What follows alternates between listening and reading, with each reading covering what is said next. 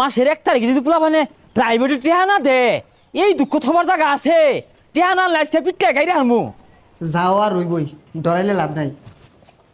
বাচ্চারা sit down please good good very good sir sit down মানে তো বয়া আমরা তো খারাপ করছি গুড করতে হইলো। আই বেশি বুঝাস ইংরেজি মারে তুই স্যারের সাথে বেশি বুঝস, স্যার যেটা কইছে ওইটাই ঠিক, বসা। Yes okay alcohol please